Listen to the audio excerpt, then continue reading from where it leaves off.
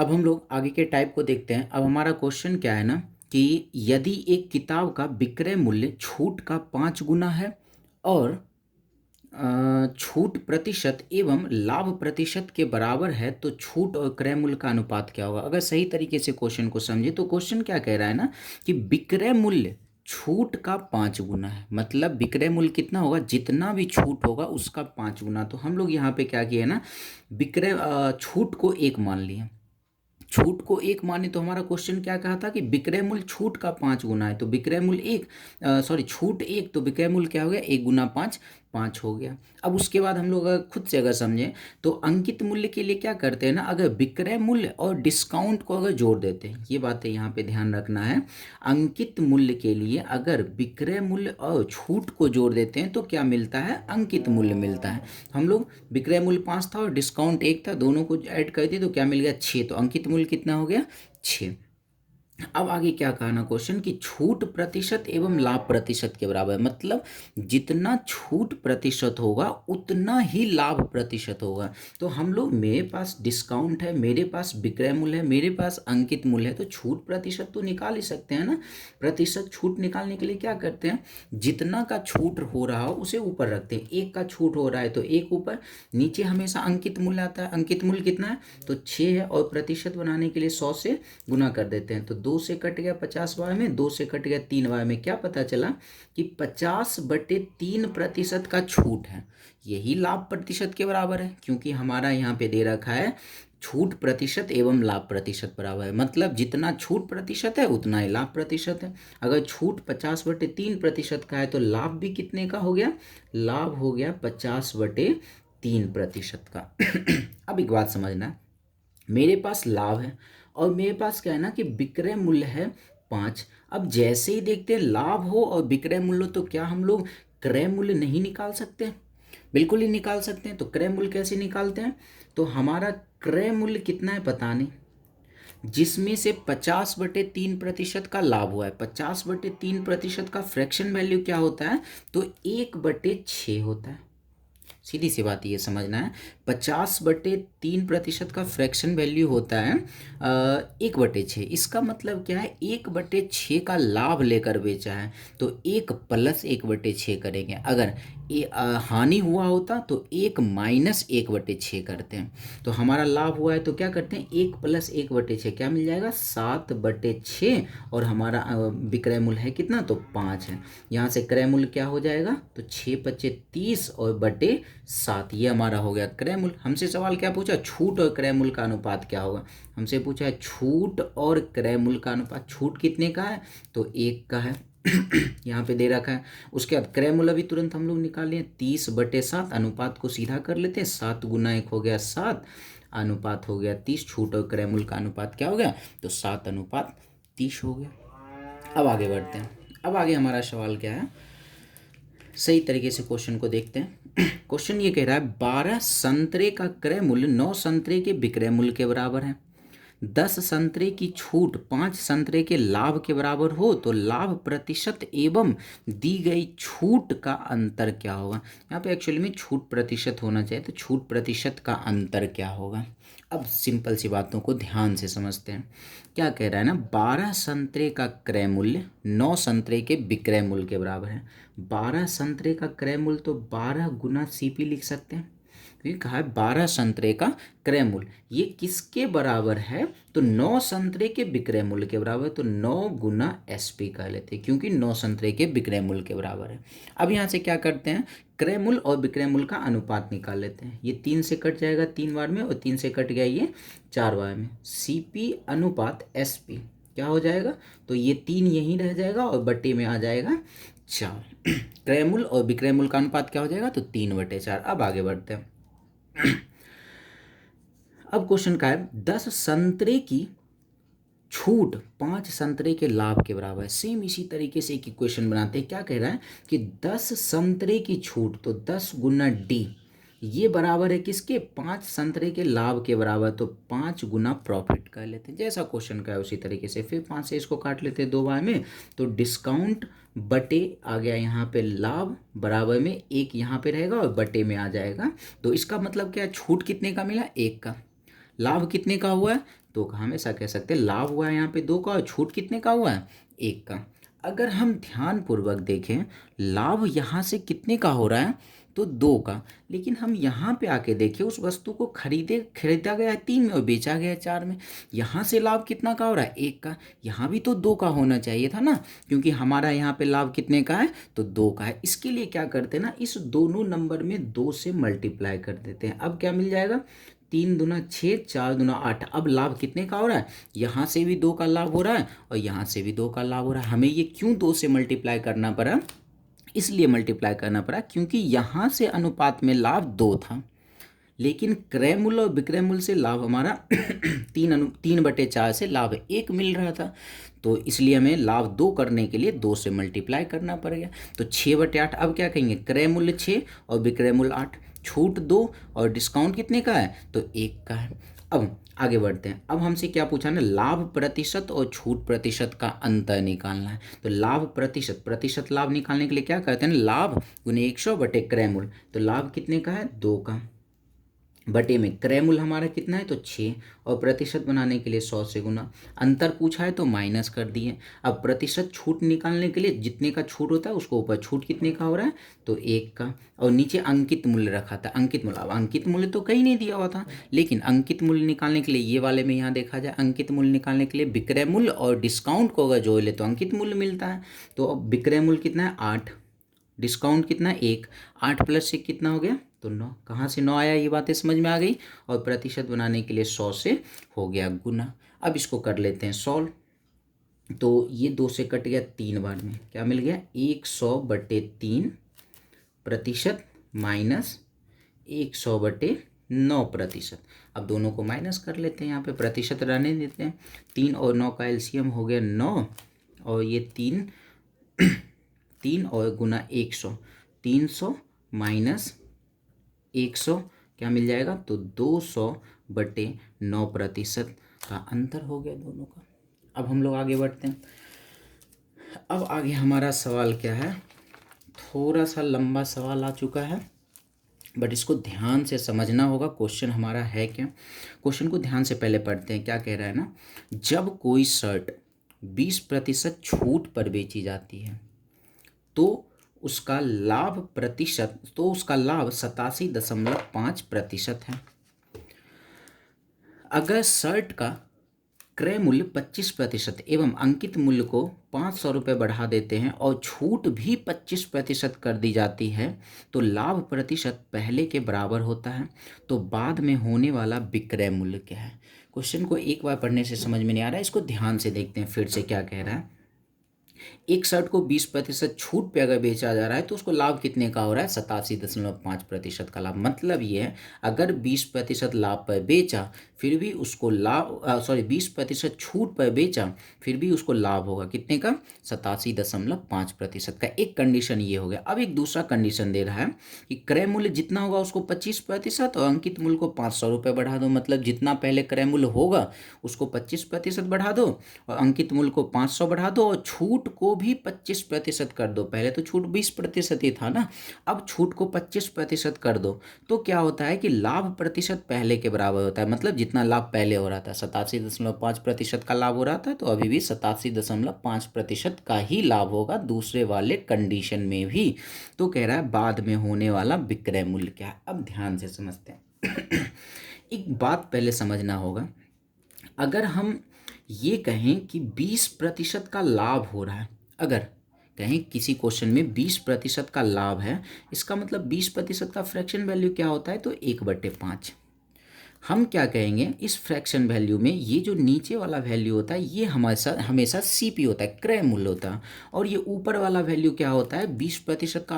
अगर लाभ हो रहा हो तो प्रॉफिट लाभ होता है, अगर 20% का हानि हो रहा हो तो ये एक क्या होगा हानि होगा। तो हम ये बताएं कि 20% का लाभ हो रहा है तो नीचे 5 क्रय मूल्य हो गया, एक क्या हो गया लाभ हो गया। अब हम ये कहें कि एसपी क्या होगा विक्रय मूल्य क्या होगा, तो सीधी सी बात क्या कहेंगे 5 में खरीदा, एक का लाभ लेकर बेच लिया, मतलब एक ज़्यादा में बेच लिया, 5 + 1 हो गया 6। ये चीज़ें अगर इस कॉन्सेप्ट को अगर समझते हैं तो ये हमारा सवाल थोड़ा सा काम करना आसान हो जाएगा। अदरवाइज इसमें कैलकुलेशन बहुत सारा हमारा मिलेगा। हम सबसे पहले वाले कंडीशन पे पहुंचते हैं। क्या कह रहा है, जब कोई शर्ट 20% छूट पर बेचा जाता है तो लाभ 87.5% है। तो सबसे पहले हम लोग क्या करते हैं, यहाँ साइड में ये जो हमारा लाभ 87.5% का है, इसका फ्रैक्शन वैल्यू निकालते हैं। 87.5 और प्रतिशत के बदले नीचे 100, और यहाँ से क्या हो गया, तो पॉइंट उड़ के नीचे आ गया 10। अब इसको सॉल्व करते हैं। ये इसको 25 से, इसको भी 25 से ये 4 बार में कट जाएगा, 25 से ये 35 बार में कट जाएगा। उसके बाद 5 से ये 7 बार में, 5 से ये 2 बार में, फ्रैक्शन वैल्यू क्या मिल गया, तो 7/8। अब एक बात समझना है, फ्रैक्शन वैल्यू हमारा आया 7/8, तो ये नीचे जो 8 है ये हमारा क्या है, जैसे अभी इसमें बताए थे, नीचे ये जो 8 है ये हमारा हमारा क्रय मूल्य हो गया। तो हम यहाँ पे अब डाटा को लिखते हैं, क्रय मूल्य के जगह पे हम लोग लिख सकते हैं 8। अब ऊपर लाभ हुआ था ना, लाभ हुआ था तो 7 हमारा है लाभ। अब 8 रुपये में खरीदा, 7 का लाभ लेकर बेच लिया, मतलब 7 ज़्यादा में बेच लिया, तो विक्रय मूल्य कितना हो गया, तो 8 और 7 15। विक्रय मूल्य रख लिए 8 और 7 15, यहीं से आ रहा है।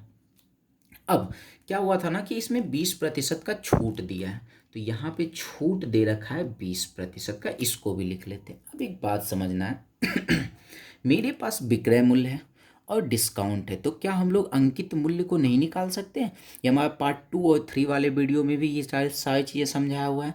कहने का मतलब ये है, हमारे पास विक्रय मूल्य है और हमारे पास डिस्काउंट है, तो अंकित मूल्य निकाल सकते हैं। कैसे निकाल सकते हैं, तो ये यहाँ पे समझते हैं। अंकित मूल्य यहाँ MP लिख लेते हैं। अब सीधी सी बात समझना है, अंकित मूल्य कितना है तो पता नहीं, अच्छा छूट तो हमेशा अंकित मूल्य पर ही मिलता है ना, अंकित मूल्य कितना है पता नहीं, जिस पर 20% अगर छूट दे दिया गया तो बेचेगा कितने में, 80% में बेचेगा। तो MP गुना 80% कर लिए, और ये बेच कितने में रहा है, तो 15 में बेच रहा है, यहाँ पे लिख लिए 15। अब इसको सॉल्व करते हैं, 20 चौके 80 और 20 पच्चीस 100, अब नहीं कटेगा, क्या मिल जाएगा, अंकित मूल्य मिल गया 15 पचे 75/4। तो हम लोग यहाँ पे अंकित मूल्य के जगह पे रख लिए 15 75/4। ये मेरा पहला कंडीशन से क्रय मूल्य, विक्रय मूल्य और अंकित मूल्य मिल गया। अब दूसरे वाले कंडीशन में आते हैं। अब क्या कह रहा है अगर शर्ट का क्रय मूल्य 25% एवं अंकित मूल्य को 500 रुपये बढ़ा देते हैं, मतलब क्रय मूल्य को कितना बढ़ाना है, 25%। पहले क्रय मूल्य कितना था, 8, अब 25% बढ़ा के लिख देना है। तो सीधी सी बात है, यहाँ पे हम लोग बना रहे हैं 8 रुपये पहले था, 25% बढ़ाना है, इसका मतलब कितना प्रतिशत निकाल देते हैं, तो 125%। अगर बोलता 25% घटाने के लिए तो 75% निकाल देते, 75/100। तो यहाँ पे मेरा 25% बढ़ा दिया तो 125% निकाल लेते हैं। तो 25 से 5 बार में, 25 से 4 बार में, 4 से 8 कट गया, 2 बार में क्या मिल गया, 5 गुना 2 10। हमारा नया क्रय मूल्य क्या हो गया, तो 10। पहले 8 था, 25% बढ़ाने को कहा तो कितना हो गया, यहाँ सॉल्व करके आ गया 10। अब आगे बढ़ते हैं। अब क्या कहा, अंकित मूल्य को 500 रुपये बढ़ा देते हैं। अभी क्या हुआ ना कि ये एग्जैक्ट 500 रुपये बढ़ा दिया, तो अब इस 500 रुपये को हम लोग साइड रखते हैं। अंकित मूल्य 500 बढ़ाया है तो इस 500 को हम लोग साइड करके रख लेते हैं। और क्या कह रहा है, छूट भी 25% कर दिया जाता है। अब देखते हैं यहाँ पे छूट मेरा क्या हो गया, तो 25% का छूट है। अब आगे बढ़ते हैं, कहता है लाभ पहले के बराबर है लाभ पहले कितना हो रहा था, तो 87.5% का लाभ हो रहा था ना, अभी भी 87.5% का ही लाभ होगा। अब एक बात समझना है, मेरे पास क्रय मूल्य है 10, और यहाँ पे क्या कहा, इसमें क्या हुआ है, 87.5% का लाभ हुआ है। अब अगर मेरे पास क्रय मूल्य हो, मेरे पास लाभ हो, तो क्या हम लोग विक्रय मूल्य को नहीं निकाल सकते हैं? विक्रय मूल्य कैसे निकलेगा, तो सीधी सी बात है, क्रय मूल्य कितना है तो पता नहीं है, जिसमें क्या हुआ है, इसका फ्रैक्शन वैल्यू 7/8 आया था ना, 7/8 का लाभ हुआ है। लाभ होता है तो 1 + 7/8 करते हैं, और हानि होता है तो 1 - 7/8 करते हैं। तो यहाँ पे क्या हुआ था, लाभ हुआ था, तो 1 + 7/8 क्या मिल जाएगा, 15/8। बराबर में क्या होता है, बराबर में क्या है, तो विक्रय मूल्य। अच्छा, ये क्रय मूल्य तो हमारा 10 है ही ना, क्रय मूल्य की जगह पे यहाँ पे डायरेक्ट हम लोग 10 रख लेते हैं, बार बार काम करना नहीं पड़ेगा। तो क्रय मूल्य हमारा था 10, और इस पे 7/8 का लाभ हो गया, तो 1 + 7/8 का लिए क्या मिल गया 15/8, और यही हमारा क्या होगा तो विक्रय मूल्य। इसको सॉल्व करते हैं, 2 से 5 बार में, 2 से 4 बार में क्या मिला 15×5=75/4, हमारा विक्रय मूल्य क्या मिल गया तो 75/4। अब आगे बढ़ते, जो जो डाटा मिलता जा रहा है हम लिखते जा रहे हैं।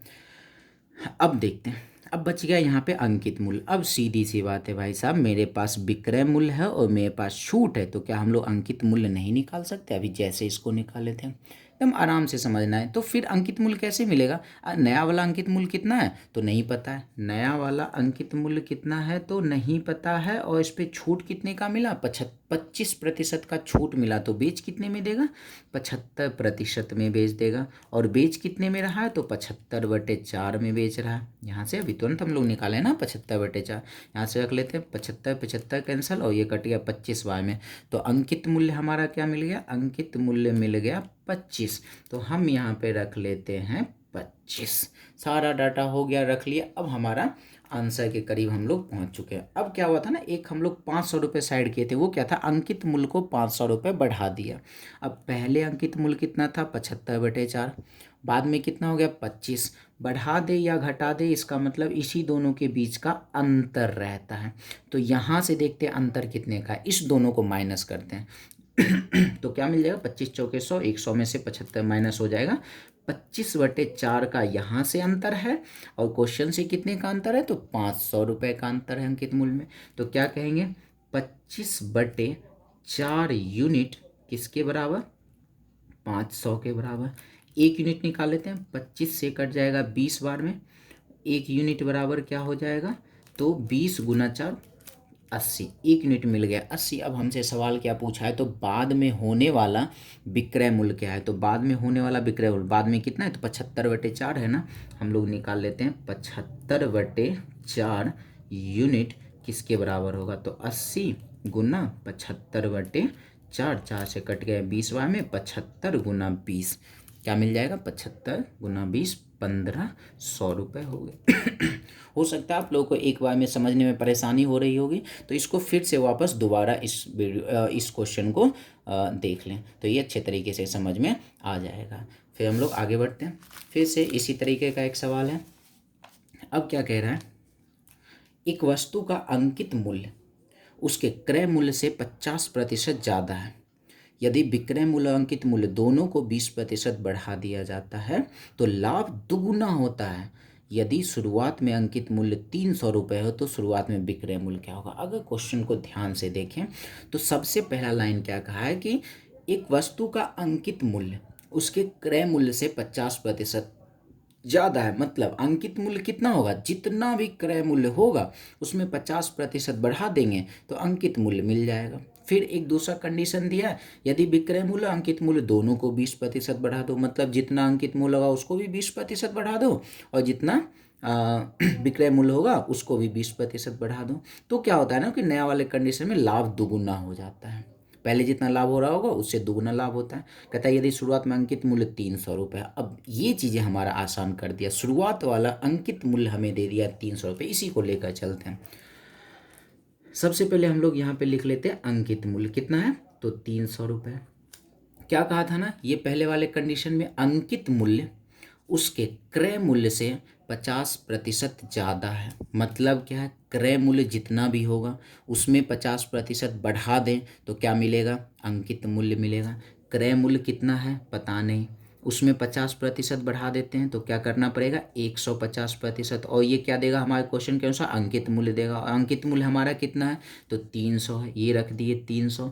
इसको सॉल्व करते हैं, क्या मिल गया 2 बार में कट गया, तो क्रय मूल्य क्या मिल गया 100 × 2 200 रुपये क्रय मूल्य मिल गया, तो यहाँ क्रय मूल्य हम लोग रख लेते हैं 200 रुपये। अब आगे बढ़ते हैं, क्या कहता है अच्छा आगे चर्चा किया है ना, तो विक्रय मूल्य का भी चर्चा किया है, तो विक्रय मूल्य हमारा कुछ अता पता है नहीं, तो मान लेते हैं विक्रय मूल्य x रुपये अब एक बात बताना है, विक्रय मूल्य x है और क्रय मूल्य 200 है, तो लाभ कितने का होगा? लाभ इसलिए निकाल रहे हैं ना, आगे चर्चा किया था लाभ दुगना होता है, इसीलिए हम लाभ निकाले। लाभ निकालने के लिए क्या होता है, एसपी में से सीपी को माइनस कर लेते हैं।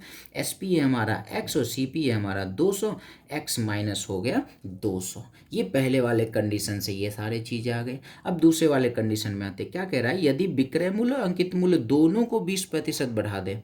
अब अंकित मूल्य को 20% बढ़ाना है, अंकित मूल्य है 300, 20% बढ़ाना है तो कितना निकाल देते हैं, 120%। अगर घटाना होता है तो निकालते हैं 80%। 100 में अगर बढ़ाना हो तो 100 में जोड़कर, अगर घटाना हो तो 100 में घटा अगर घटाना हो तो 100 में माइनस करके निकालते हैं।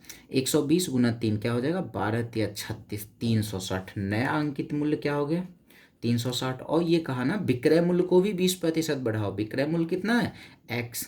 20% बढ़ाने का मतलब 120% हम लोग निकालते हैं। 0 0 कैंसिल, 2 से 6 बार में, 2 से 5 बार में, क्या मिला, 6 गुना x, 6x/5। नया विक्रय मूल्य क्या हो गया, 6x/5। अब क्रय मूल्य के बारे में तो कुछ नहीं कहा करने के लिए। इसका मतलब क्या है ना, क्रय मूल्य पहले जितना था उतना ही अभी भी रहेगा। पहले क्रय मूल्य था 200, अभी भी हमारा क्रय मूल्य कितना होगा, तो 200 ही होगा। अब फिर से वही बात है, फिर से अगर लाभ हम लोग निकाले तो क्या होगा, लाभ निकालने के लिए एसपी में से सीपी को माइनस कर लेते हैं। एसपी हमारा है 6x/5 और हमारा सीपी क्या है ना, तो 200। अब क्या कहा ना कि ये जो लाभ हो रहा है, ये यहाँ पे कहा है लाभ दुगना होता है, मतलब ये जो लाभ है ये दुगना लाभ हो रहा है। इसका मतलब पहले वाले से दुगना लाभ है। अब इस दोनों लाभ को बराबर करने की कोशिश करते हैं। x माइनस 200 पहले लाभ था और ये 6x/5 माइनस 200 ये बाद वाला लाभ है।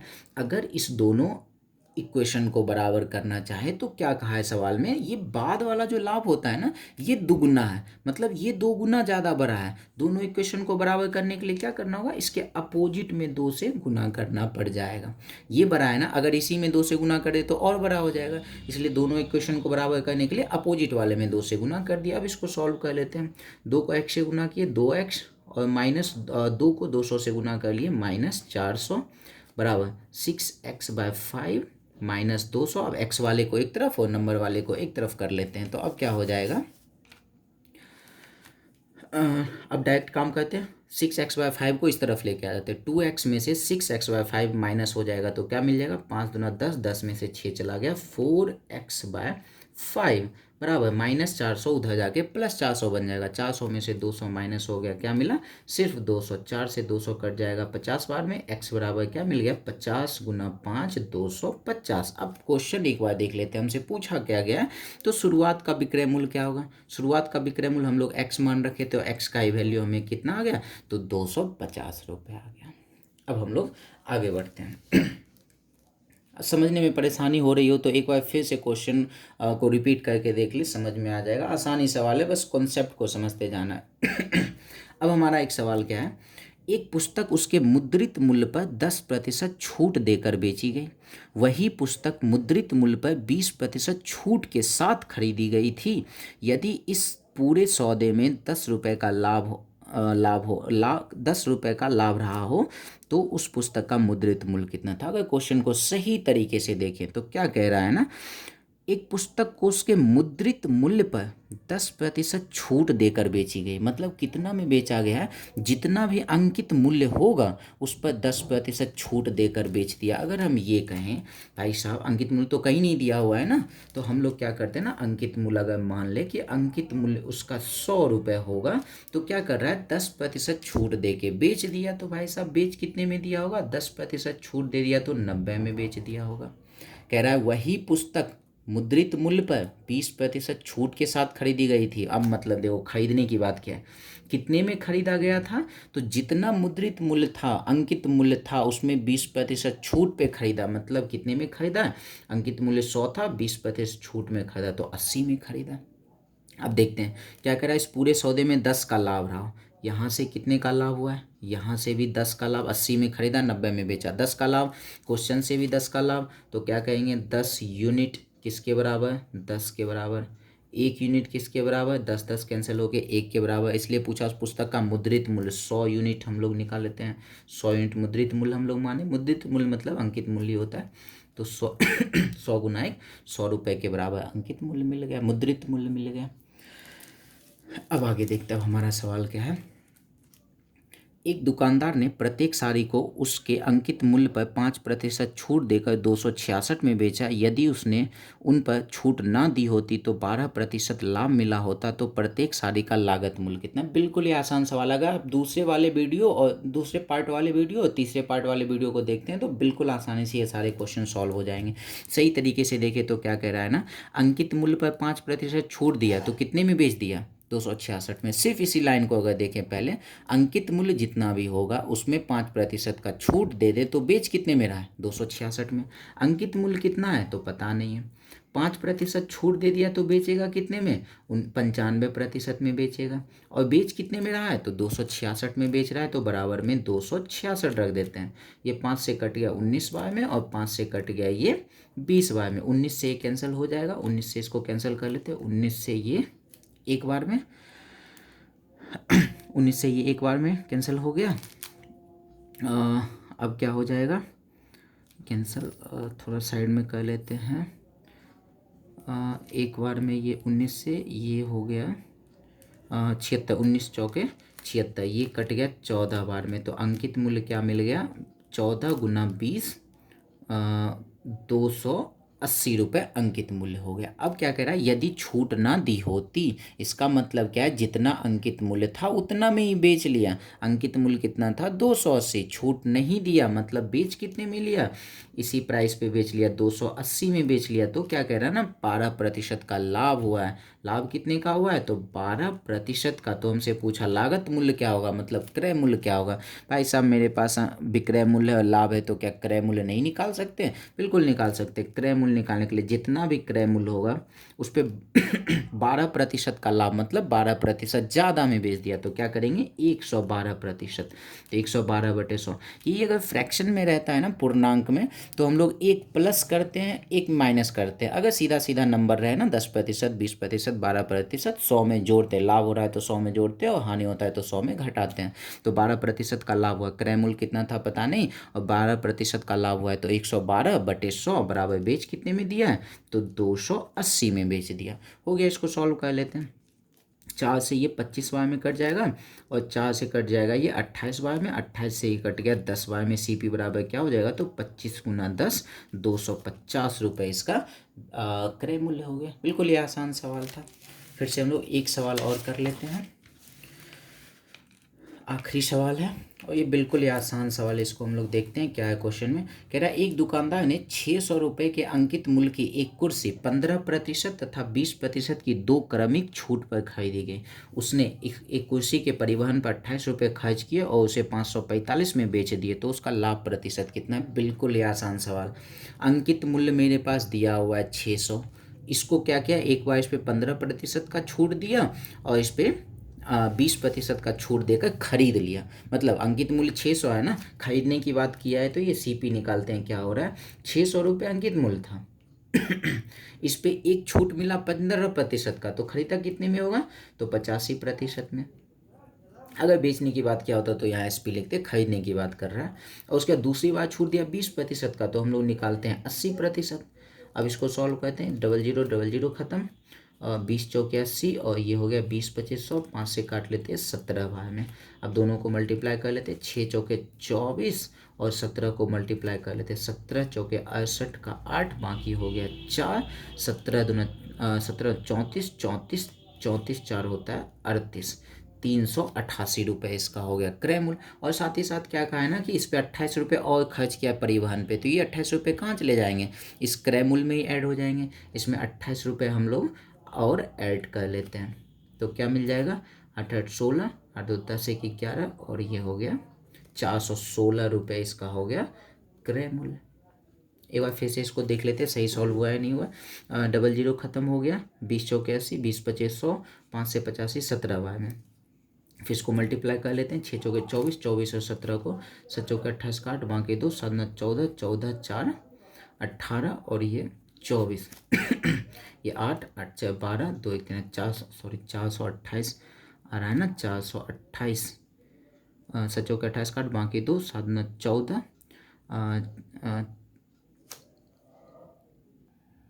ये क्या है ना कि मल्टीप्लाई होकर 408 आएगा, इसको हम लोग सही कर लेते हैं। थोड़ा सा गर्मी की वजह से परेशानी हो रही है।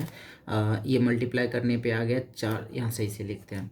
क्रय मूल्य क्या है ना, इसको मल्टीप्लाई करने पे 408 है। साथ ही साथ क्या हो, 28 रुपये और खर्च हो रहे हैं इस पर, तो 28 और इस पर ऐड कर लेते हैं। तो क्या मिल जाएगा, 8 8 16 2 1 3, 436 रुपये हो गया इसका क्रय मूल्य। अब इसको बेचा कितने में जा रहा है, तो इसको बेच रहा है 545 में। तो हमसे लाभ प्रतिशत पूछा है, 436 में खरीदा और 545 में बेचा है, तो प्रतिशत लाभ निकालने के लिए ऊपर लाभ रखते, लाभ कितने का हो रहा है, तो 545 में से हम लोग 436 को माइनस कर लेते हैं, 9 6 15 हो गया, ये हो गया 0 और ये आ गया 109।